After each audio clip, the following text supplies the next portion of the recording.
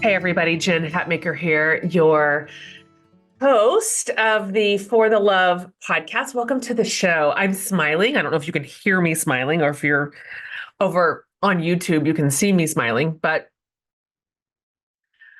I just finished today's interview and I'm just delighted by it and energized by it and inspired by it. I love this girl. We're continuing our series on matriarchy and pretty much just doing a deep dive into the power, the beauty, and the resilience of women who are leading and inspiring and shaping our world. That's all. That's all we're trying to do here. This is a celebration of the strength and the wisdom and determination of who I would consider some of our most beautiful matriarchs right now. And I mean that in the most honoring way.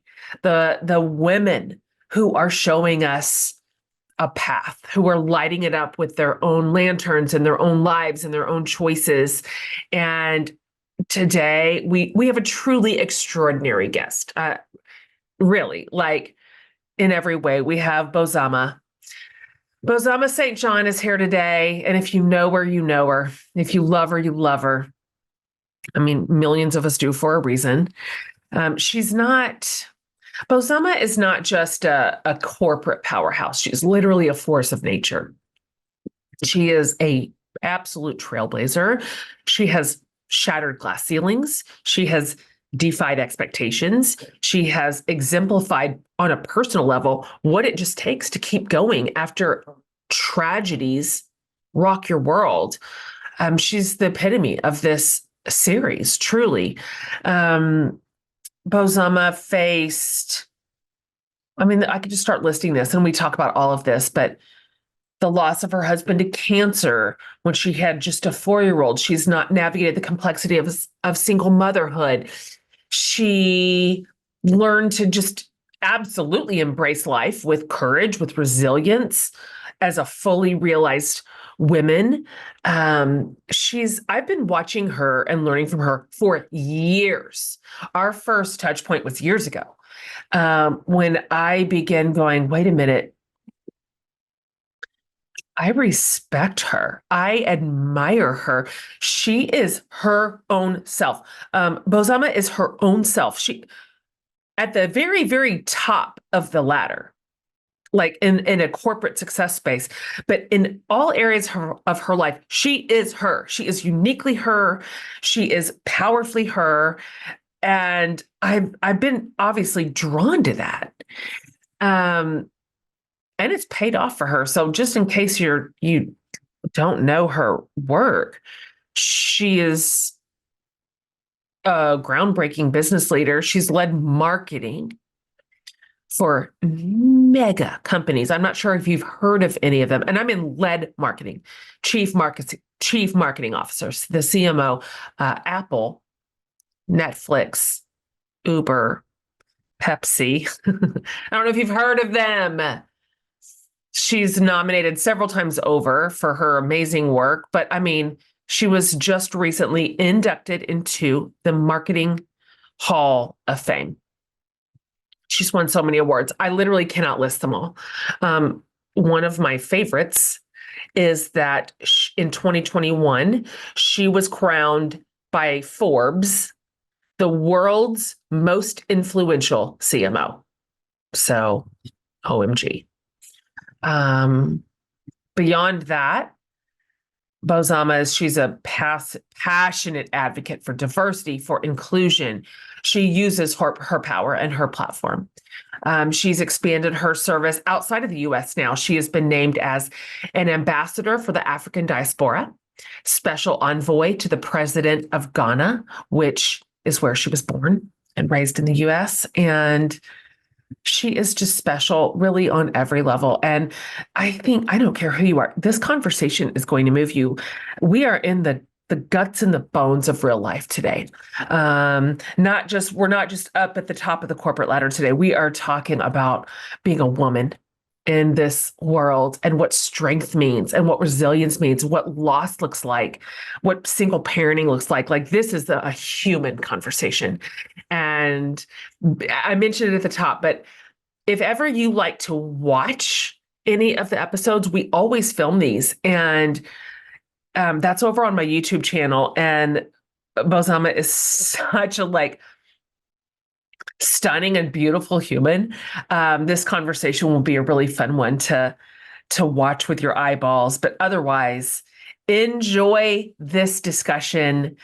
Lucky me to have yet another conversation with the absolutely wonderful Bozoma Saint John.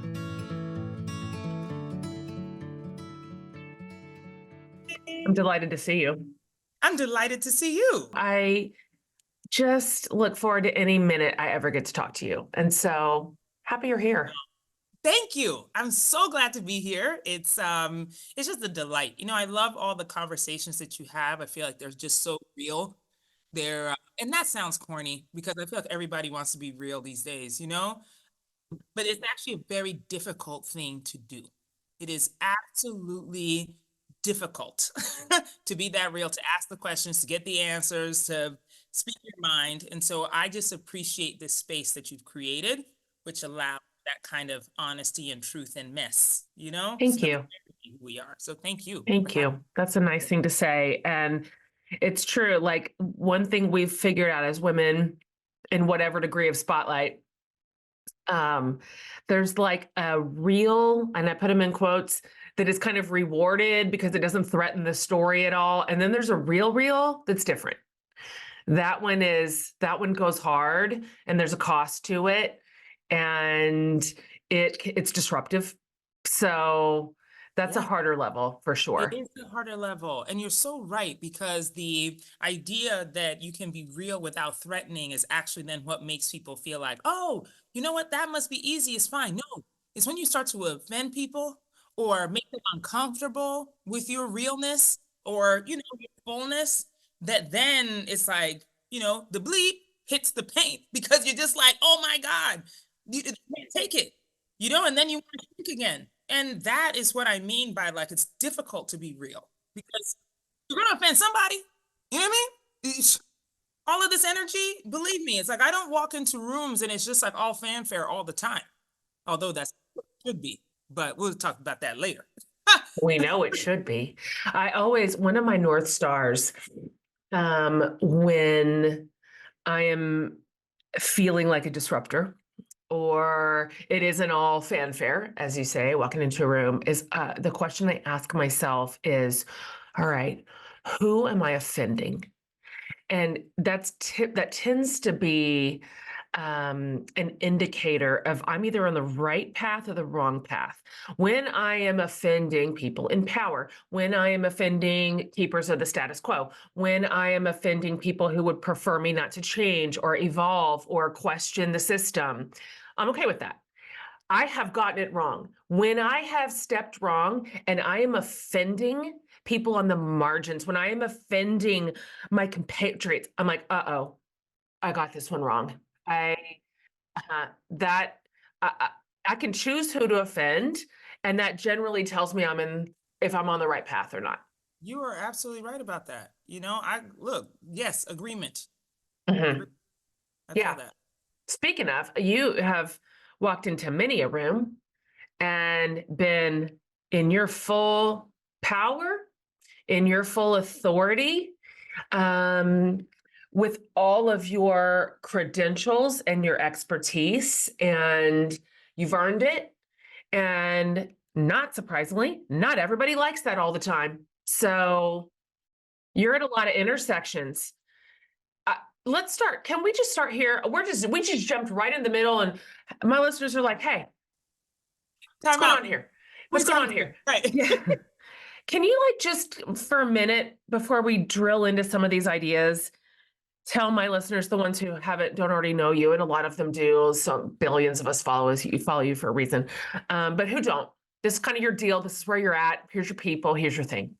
Yes. Okay. Well, how do I describe myself? It's a really tough one. I'm a self-proclaimed badass before people were using badass as like, the fun thing. It was like, I said it because it was so different for someone who's in corporate America in high level positions to call themselves a name like that, you know? And for me, being at the top of companies like Pepsi and Apple and Uber and Endeavor and Netflix, meant that I had to appear a certain way. Otherwise, I would offend people, you know? Hmm. And Talk I'm more like, on that. What was that yeah, appearance? What was that expectation? yeah. Um, this is all really difficult to talk about. It really is, you know. Um, I am obviously a Black woman. Um, I think there were many people and are many people who think I should just be grateful for the opportunity, for the position, for the power, for the money. They think I should be grateful and walk in with gratitude and humility, quote unquote. And I will say to you, it's like when you were talking about who to offend, I actually paused. I don't know if you saw it. Like I paused though, because I was like, let me think about that. Because if I'm being totally honest and transparent, which I appreciate the space to be so, um, it breaks my heart because sometimes it was not just people in power. It's people on my own team, my colleagues, people who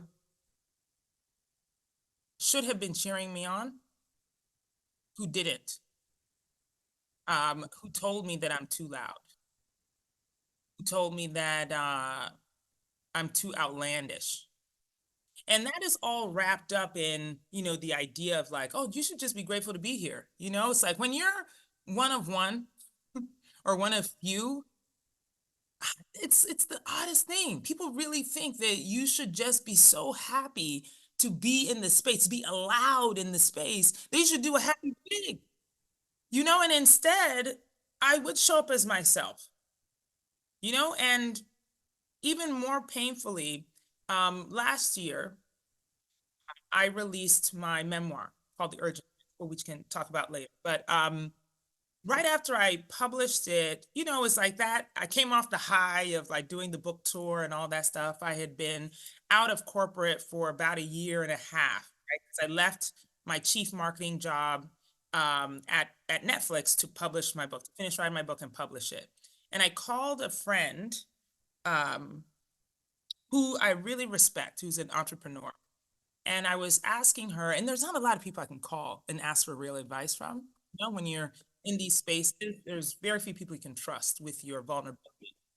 And I have also, over the years, have found it very difficult to be totally vulnerable with people because, folks will use it against you. So, in any case, very few, very little circle. But I called one who I trust and asked her how she's doing it, how she turned into the entrepreneur that she is, because I was considering like, well, maybe I don't want to go back to the corporate space. Maybe I want to keep going, in this direction. I'm not quite sure yet what. And she said to me that, well, that's really good. You can, but you're going to have to get quieter. She said, you look frivolous and you party too much. And you're wearing bikinis and your boobs are out. You should cover up if you want to be in these spaces. And it just knocked me off my feet because, she's a person who is very much a women's empowerment, like, go, go, go, go, go, go, yes, girls. And it was shocking to me because she's also my friend.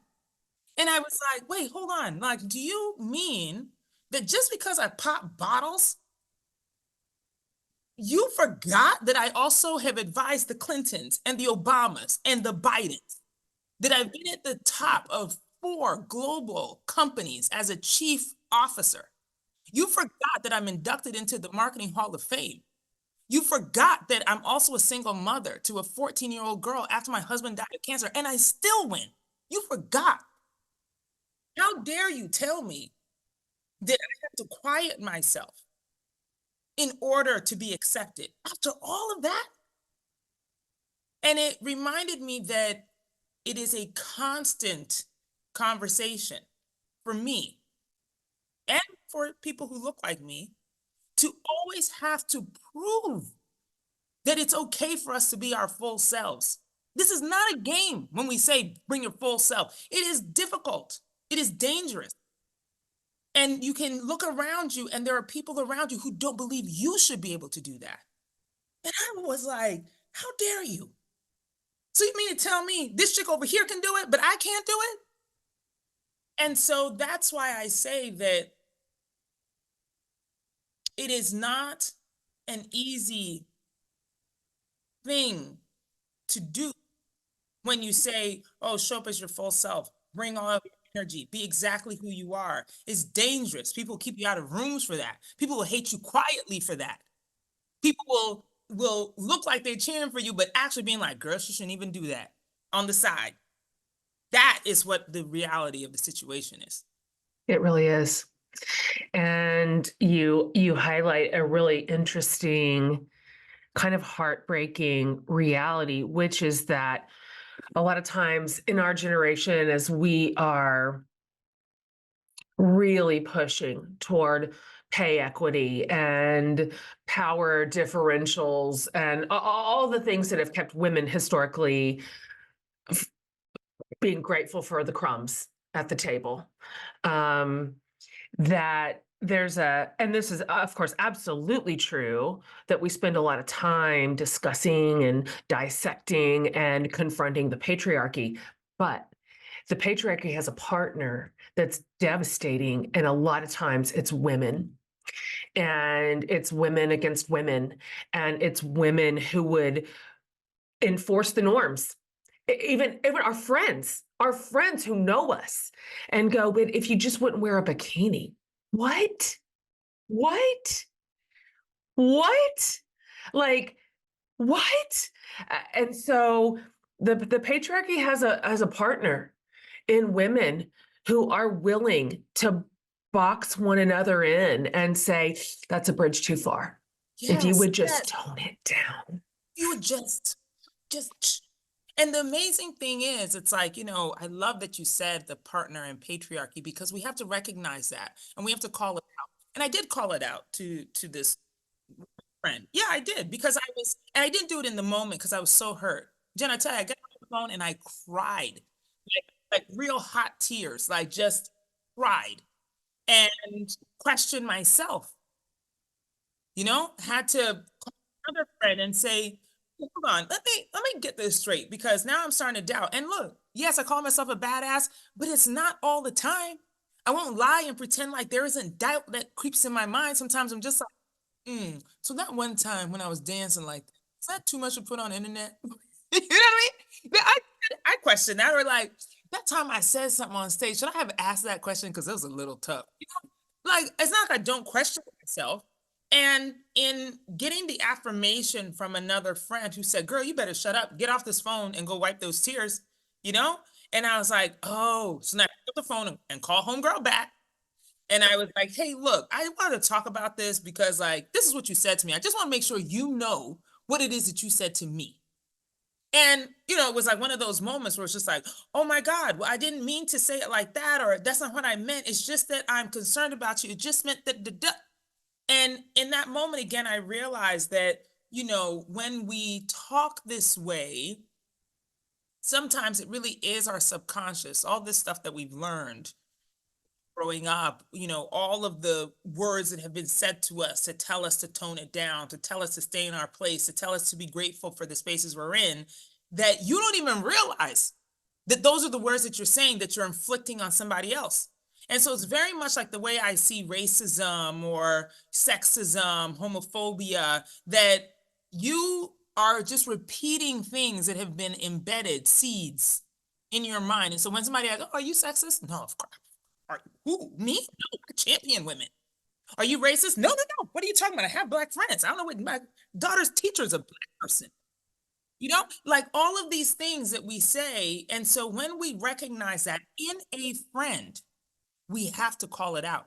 We have to challenge that too. This is not just about getting on a stage or a platform or going on a march and saying, no, down with the patriarchy, no, down with racism. And you have to address them. That is hard to do because you recognize how much they love you or how much they respect you, but they still want to say something to you that sounds crazy.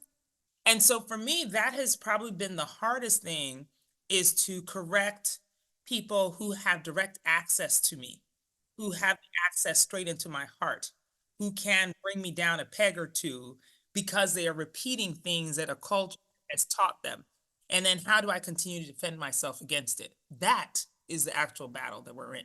Oh, it's interesting. And as I'm listening to you talk, I'm thinking, I'm turning the mirror inside to some of the interior work. I hope the listeners do too, because it's easy and it's not expensive to just say, yeah, I'm a feminist. Yes, I'm an anti-racist. I'm an ally to my LGBTQ friends, but it's also interesting to note where our power and our proximity to power exists, because it's almost an innate instinct to protect our privilege and whatever it is. Whether, for me, I'm white, so I've instant access to that privilege, whether it's socioeconomically or it's racial or it's gendered or whatever it is. We all have access somewhere, which could be a blind spot, because privilege it's a reliable enemy of equality. Reliable.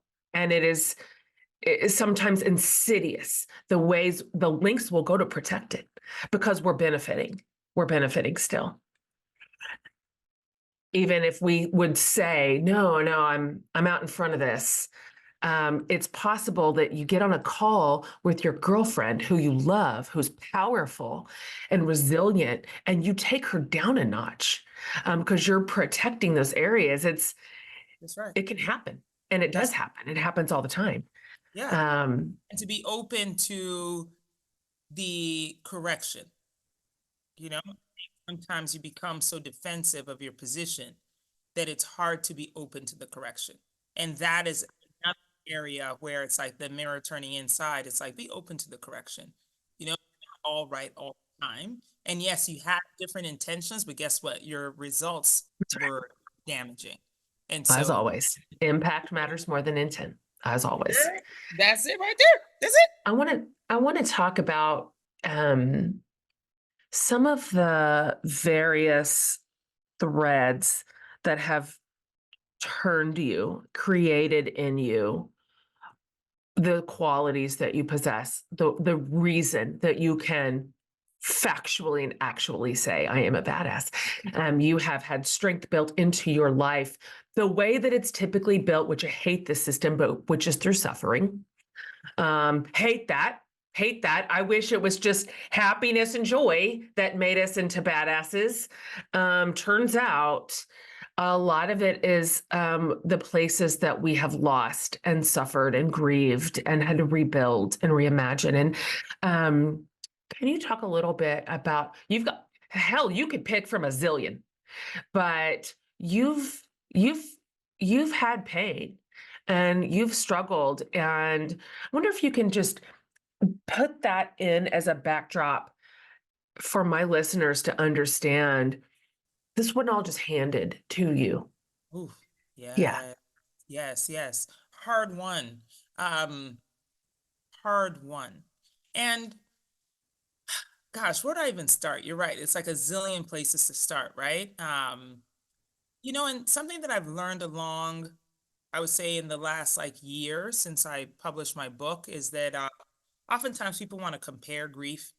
They want to say like, oh, you suffered more than me, or like, oh, I haven't had to go through what you've gone through, so therefore.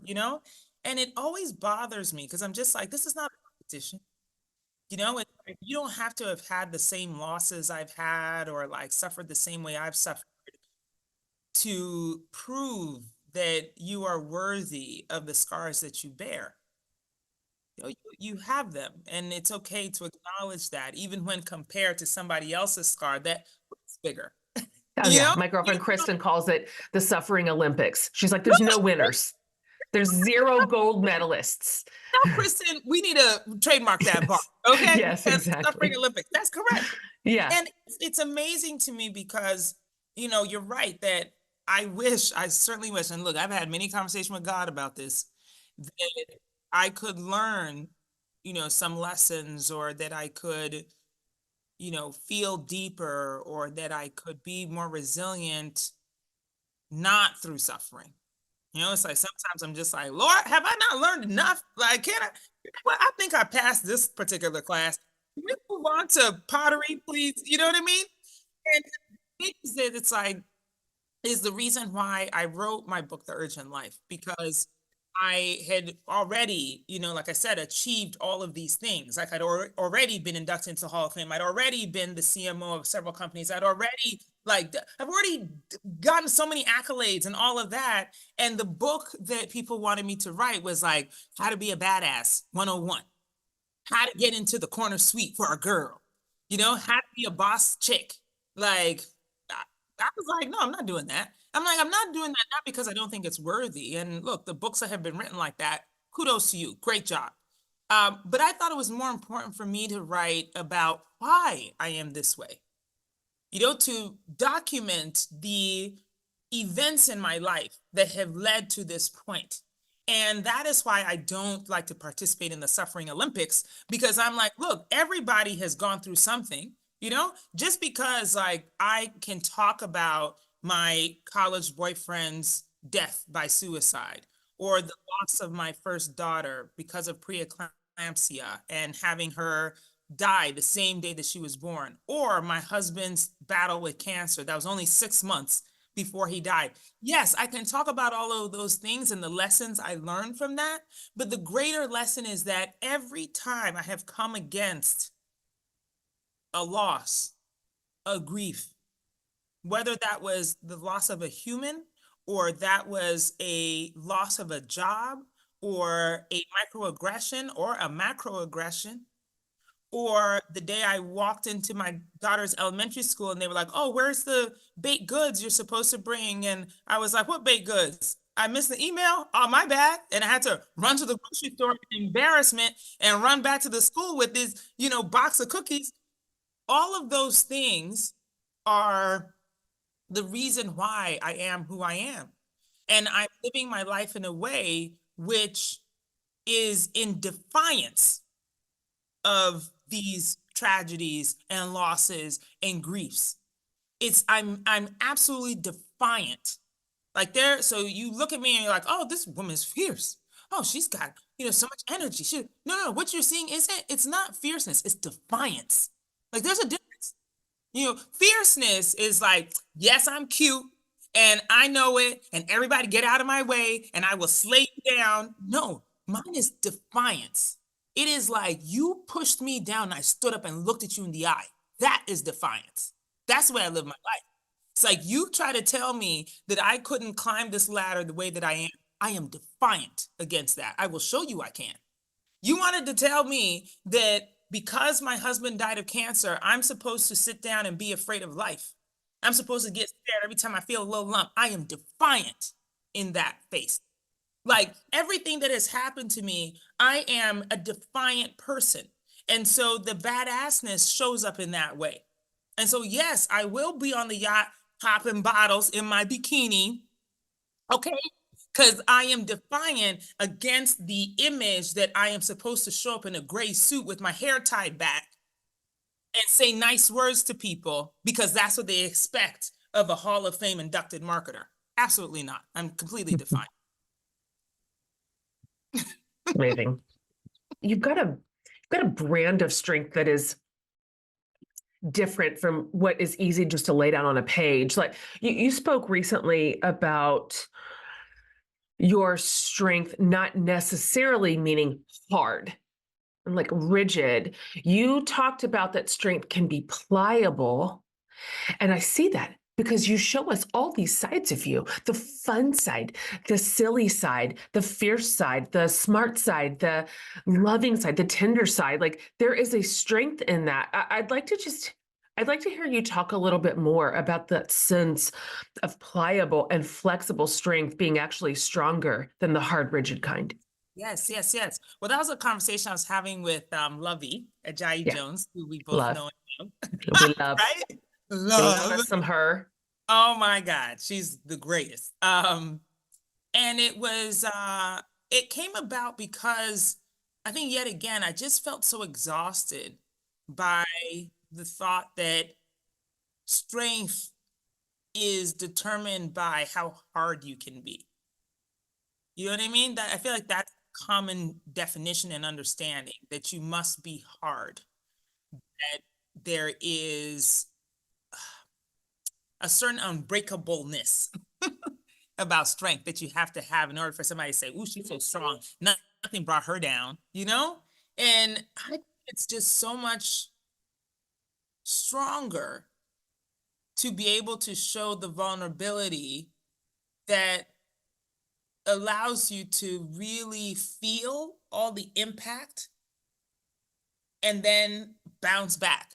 You know, it's like when you're watching like a superhero movie, you know what I'm saying? And yes, of course, it's impressive when that like laser, they shoot the laser at the superhero and it hits them in the chest and they just still stand there like, boom, you know? But don't you feel a little more excited for the superhero who gets like knocked back onto the wall and then stands up? That's the one we start cheering for. You know what I mean? Like it is true. It's like just like boom, and then you can feel it. You can feel it. You're just like, ooh, you know, you cringe and like, oh my God, I can't believe they got hit so hard. But then miraculously, they like wipe off the dust off their face and they on their hands and knees and then they stand up again. That is the kind of strength that we should be actually applauding. And so the pliableness for me is that it's like, yes, I've been knocked down by many things, but I'm still standing up. I'm still getting up. It didn't mean that sometimes I got up right away, though.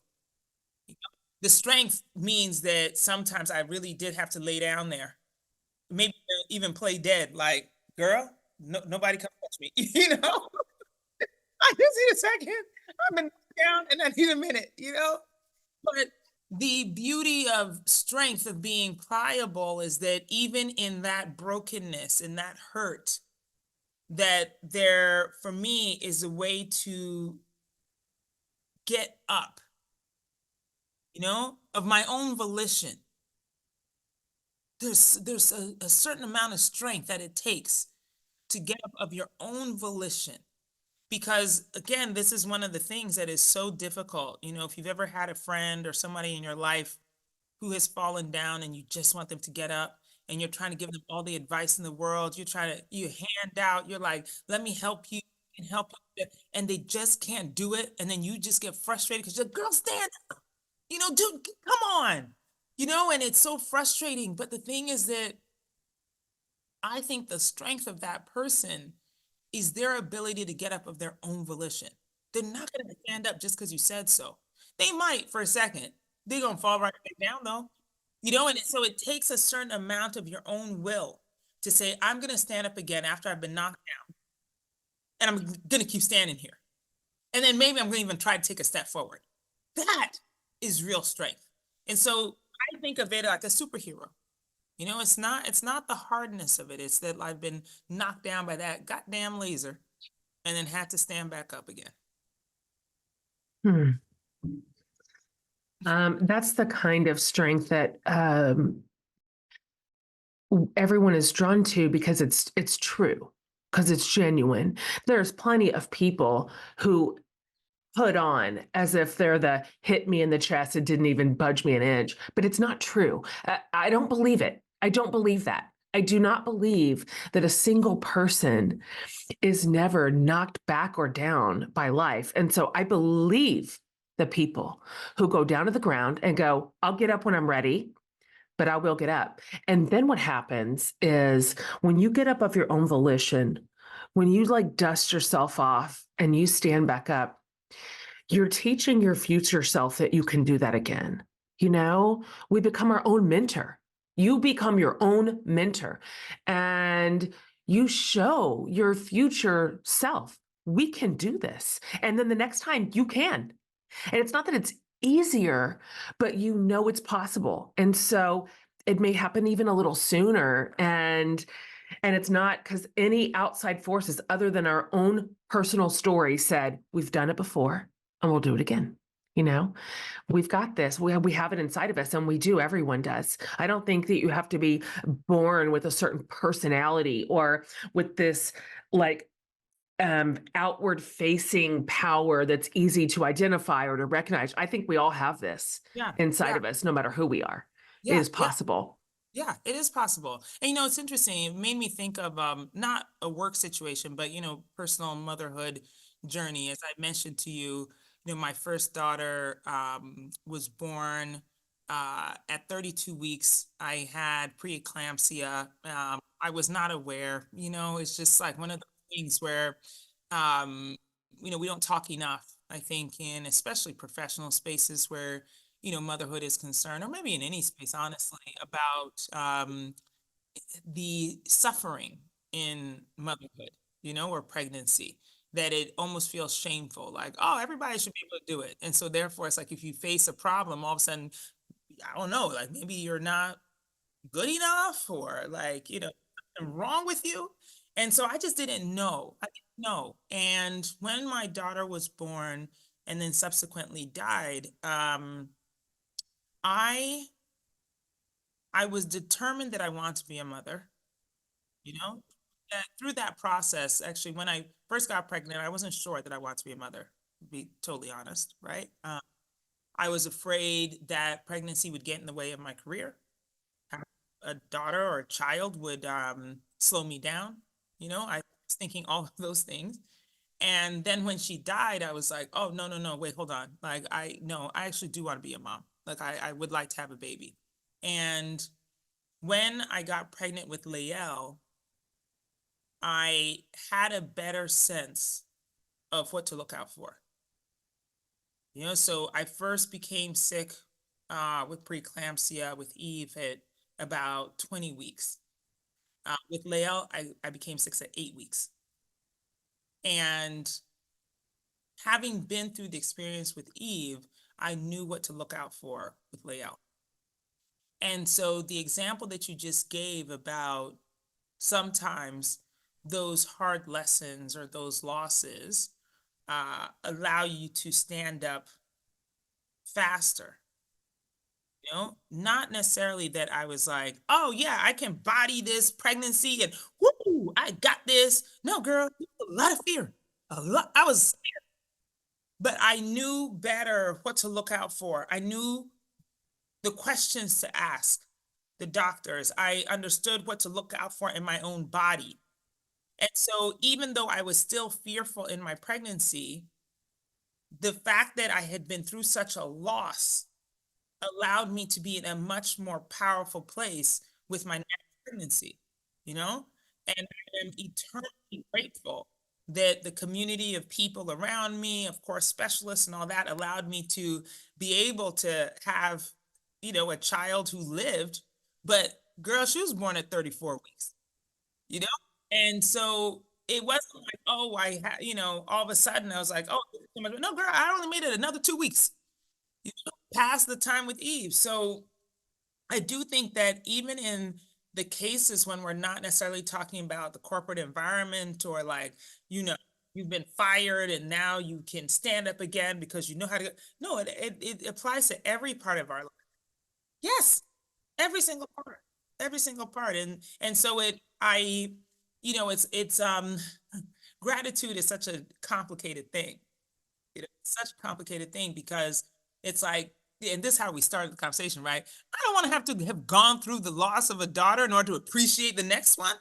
You know what I mean? Like, who wants that? I don't want that. But at the same time, I think about it, and I've thought on a few occasions, I was like, oh man, like the way that my pregnancies happened, I wouldn't have been able to have both daughters, because I gave birth to Eve early and I was pregnant with Liel 3 months after that. So before Eve's actual due date. And so if I had Eve, I wouldn't have Liel. And so how then do you reconcile that in gratitude? It's a very, very complex thing. So sometimes even in our grief or our struggles, you recognize the complexity of being what you have, even though you lost this other thing. And yes, you would have wanted it. Yes, it would have been the greatest thing ever. But also, you lost that and you have this. Mm, Where is the gratitude? And how do mm. you reconcile both things? Good. A ledger sheet doesn't always just balance out in this obvious and clear way. And holding that complexity, holding that nuance is, it can be a real gift. And I'll tell you what else is a gift. It's been, I didn't even know that it was, but watching you parent Lael for years, of course, has always been a delight to watch. Your relationship with her is hilarious, and just you have you're special. It's just special. It's always been. Um, but I'm recently also now a single mom, which I hadn't been, and um, and I'd always had a partner, and then I had a divorce I didn't see coming, and then all of a sudden I've got 5 kids, and I'm the lead parent. I'm the full-time parent, I'm the lead parent, I'm the home parent. And all of a sudden, I am looking around at women that I respect and admire who are doing it. And you were one of them. And I was like, she's doing it. Like this is a possibility for me. Like we're not doomed. This is there is life on the other side of this. And I learned a lot from you. And I love the way that you parent. I'd like to hear you talk a little bit about all these years of being a single mom and what you have learned, what you value, what you cherish, what you decided, I'm not going to hang on to these things. I'm not going to let this, and this isn't going to stick. This is what I'm going to cherish. Because I'm just telling you, I am like, I'm out trying to catch everything out of the atmosphere that I can Girl, oh about no, this. that's impossible. That is Yeah. impossible. But no, I always say that's like what a sucky club to be a part of, but at the same time, like, okay, we're here, let's make the best of it, here we are, because you know, I really do appreciate that you said, unexpected divorce or, unexpected single parenthood. It's like, yeah, I don't think any of us choose this. None of us are like, ooh, well, no, there's a few. But a lot of us go into this like, oh, you know what? Yes, I want a partner who is going to be equally responsible, a great support system, like somebody I can count on. And when I need to go take a nap, they got it, you know?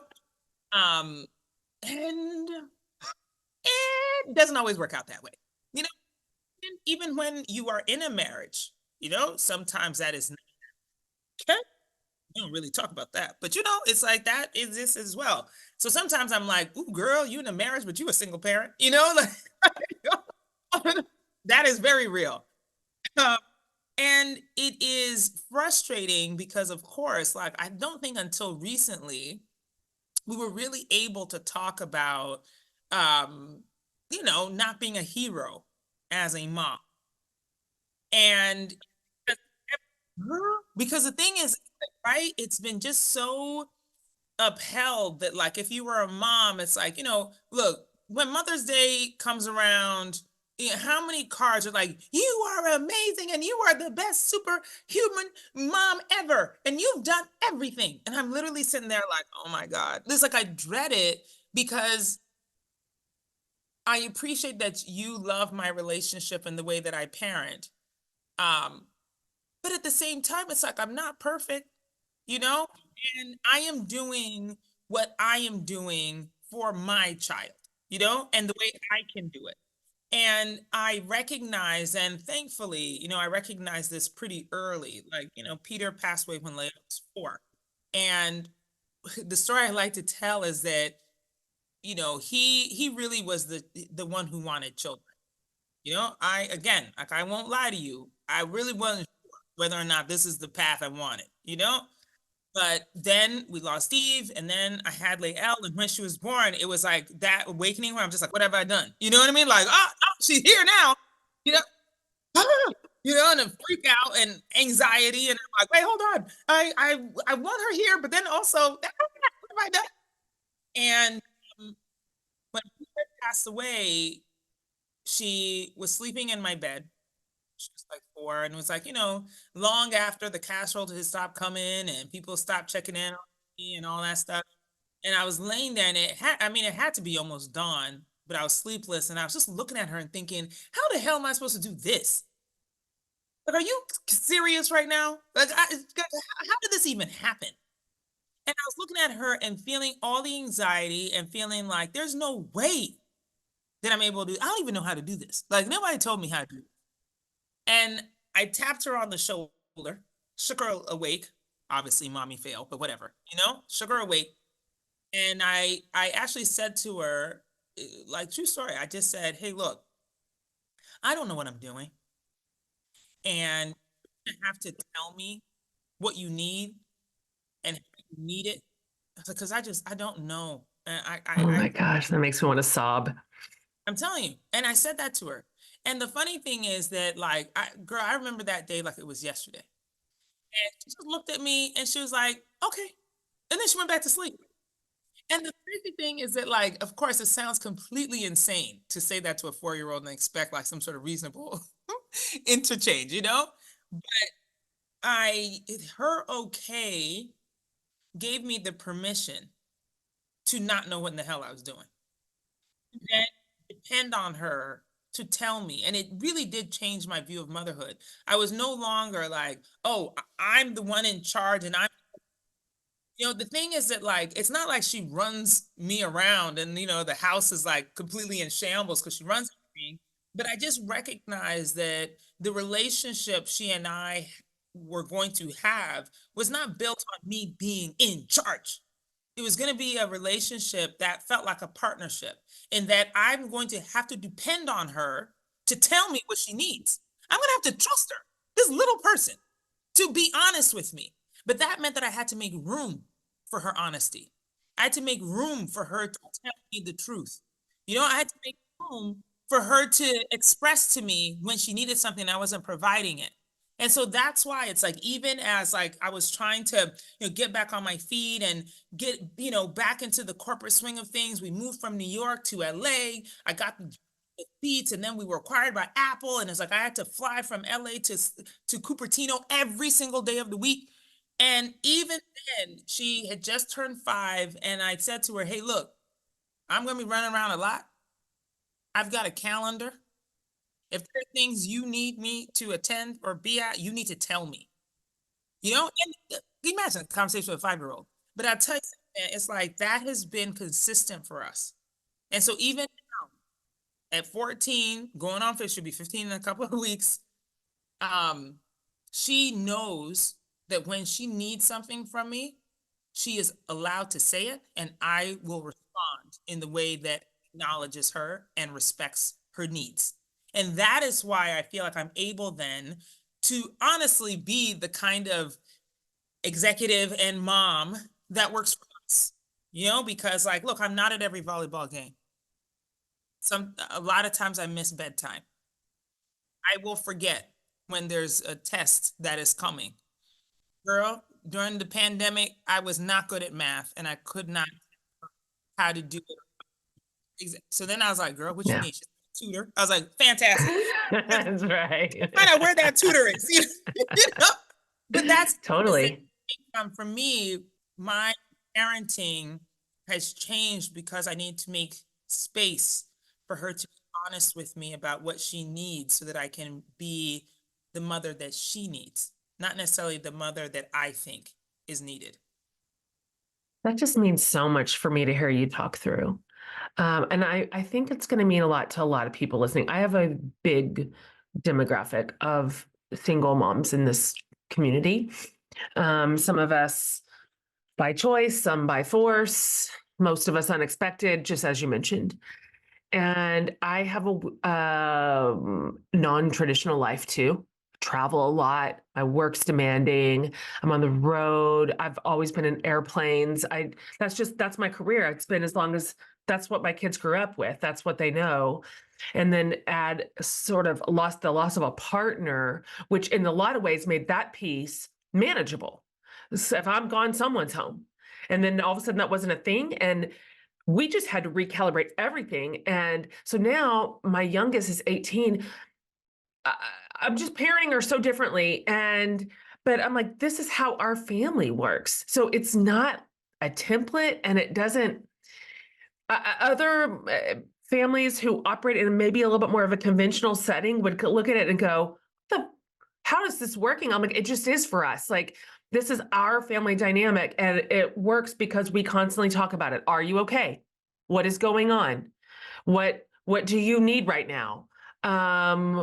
What's the push and pull here of you're learning autonomy, but you still live in my house?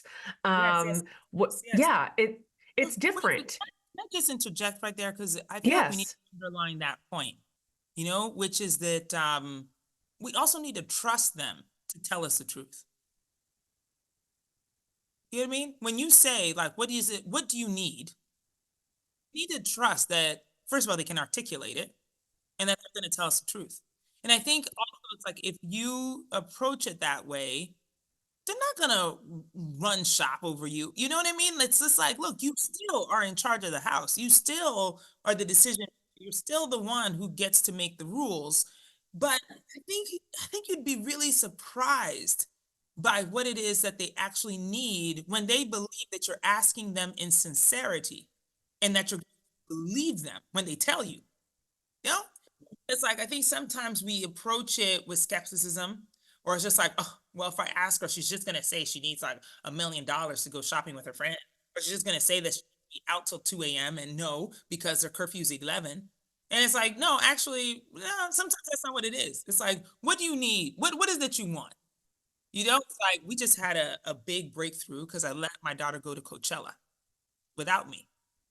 She went with a woman who used to be my assistant a few years ago, and I knew some of Lael's friends were going to be there. But again, remember, Lael's 14 years old, and her favorite artist is Tyler, the Creator.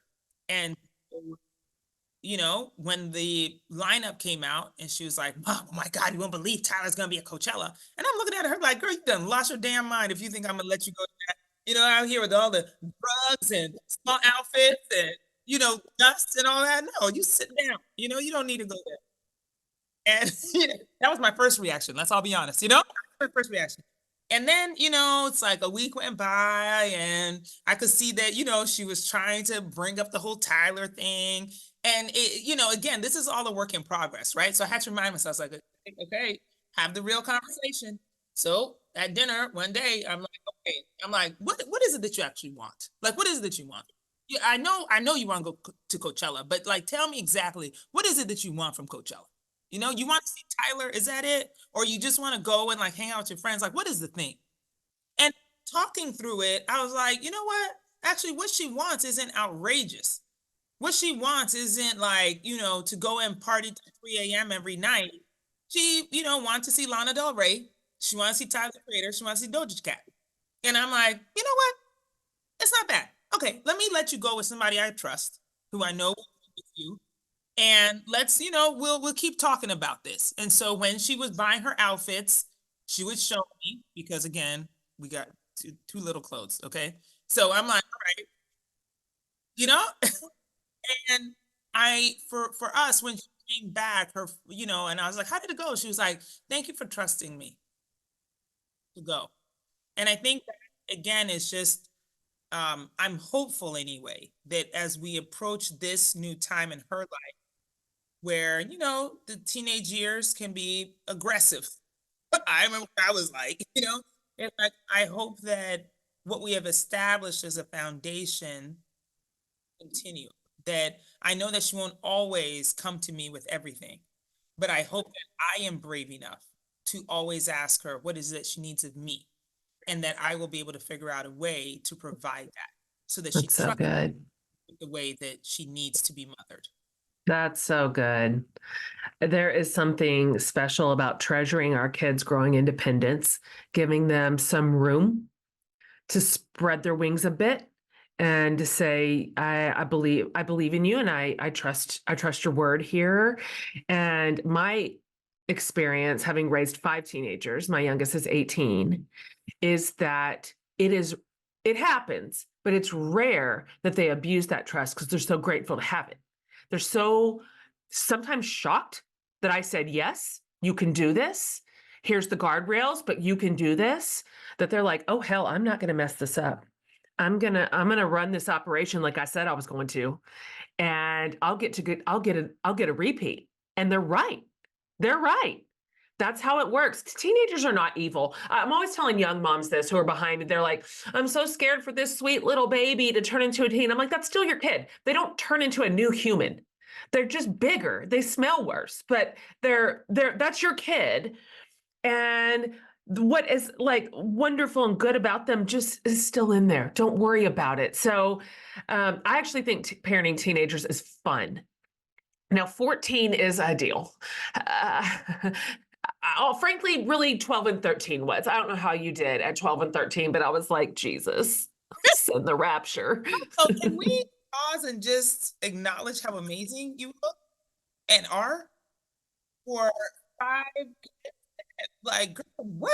I mean, can we get that as the like rule book or whatever? Like, we need that. I feel like that's the thing we all need. What I'm doing is like, hello, this. Like, go ahead. Listen, I'm proud of you. listen, I probably operated at about a 61% rate. It's passing enough. That's how I see it now. You know, I'm way past the optimistic, idealistic. I'm gonna do this perfectly. I'm gonna control all the outcomes. Oh hell, oh God, we're way beyond that. We've had way too many like f ups. So now we're just like, you know what? We're all okay. We're all right. That's good enough. We're okay. We made it. Oh my We're alive. We're Um, alive. Oh my God. I'm telling you. That's like literally sometimes a miracle of it. I'm just like, we still here. We made it through. You know, it's like, yeah, the Monday after Coachella, I was like, whoo, God, thank you, Jesus. We made it through that one. And I know there's more challenges and more trials. Thank you. Thank you for letting me make it, you know? I love it so much. Um, I love what you said earlier. Loved it. When you were like, everybody wanted you to like write the formula. How do you become fancy and famous and wealthy and successful? You know, what are those dials? And how you said, I didn't want to write about how necessarily to do that, but rather why I am the way I am. Oh, that was such a good sentence that you said. I just butchered it, but I'd like to just hear you say, now that your book's been out in the world, and then of course it's a conversation between you and your readers. It's not just yours anymore. We hand it to the readers and then it becomes its own thing. They take it, they alchemize it, they apply it in ways you don't even know, you couldn't even imagine. What's it been like for you? Because this is leadership, this is a certain leadership flex that you have done. You are leading, but it's an authentic, tender, human piece of your story in addition to all of your career success. What's it been like? Like, what's been the most surprising thing about having put this little piece of your heart out into the world? What's the world giving you back? Yeah. Ooh. Ooh. Well, I think it's a very, very difficult thing to, gosh, how do I want to say this? It's like, there were many times when I was writing when I thought I should have written the career book. Oh, You of know? course. Yeah, It's easy. because It'd have been right? easier for sure. Easier Yeah, for sure. of Because there were course. certain places I need to go in my story that I really didn't want to go to, right? Um, and there were often times when I thought, well, who's going to identify with this? You know, because it's like this is my story, and all of us are so unique. um if I'm writing about like having the flu and how I got over it, like, you know, yeah, maybe because everybody else has gone through the flu, it makes sense. But who's really going to get this story? You know, I'm a first generation American. who moved back and forth and then landed in Colorado Springs, Colorado at 12, too tall and too black. Uh, raced up the corporate ladder, lost my husband, lost my boyfriend, lost my child, lost jobs, battled with people. Like the confidence was up and down. Like who was actually going to identify? And when my book was published, I just kind of sighed a like just relief because I was like, oh well, I'm done. And now, like expectations be damned, like whoever wants to say whatever they want to say, okay, at least I did it. I can say I did it. And the most amazing thing about being human is how incredibly tied we are to each other in ways that shocked me. And again, I hate to be so like small about it, but I really was just like, oh, okay, well, maybe if you've been through all the things I've been through, then you're gonna get it. And so I am shocked. Anytime I run into anybody who is nothing like me, like, girl, I sobbed while I was reading your book. And I'm like, you did? Why? And I think it's the of our human condition ties us to each other in ways that is unexpected. And it is a beautiful thing that even through our pain, we are still tied together as human beings. And so, yes, when I do see the devastation that is happening in the world and the challenges and the conflict that we have with each other, I'm still awed by our humanness in it. That, like, yes, there are, certain factions that are doing things that we wish people wouldn't do. But the majority of us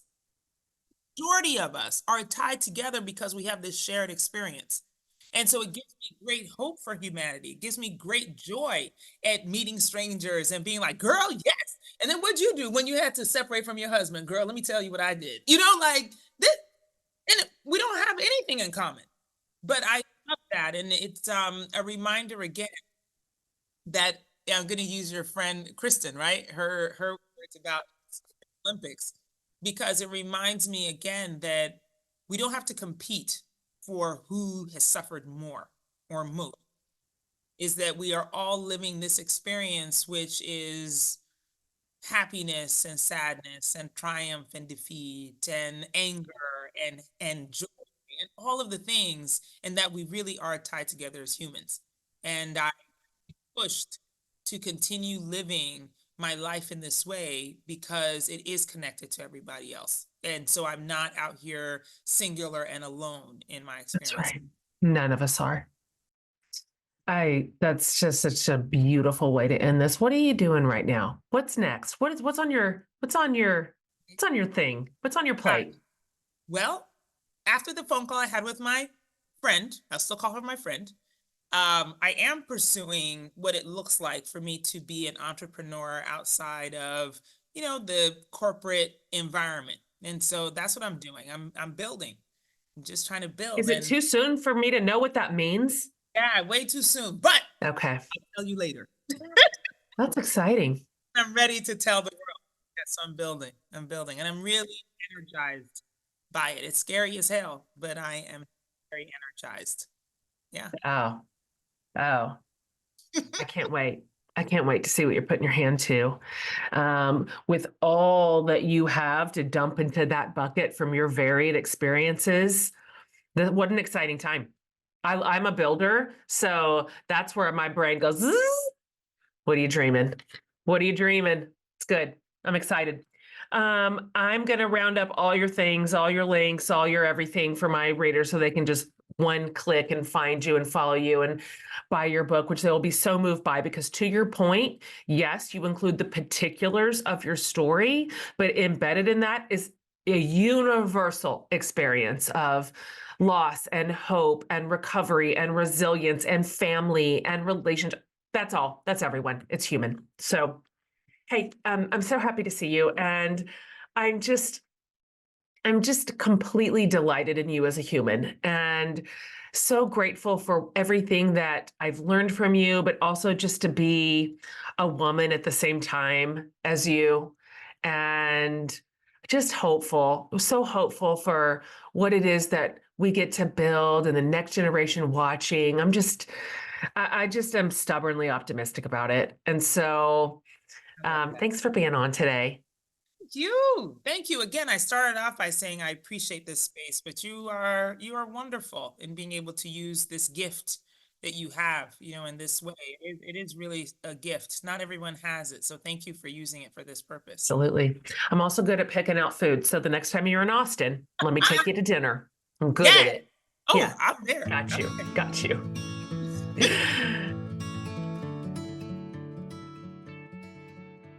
All right, guys. Whew. Oh, I love her. I love her.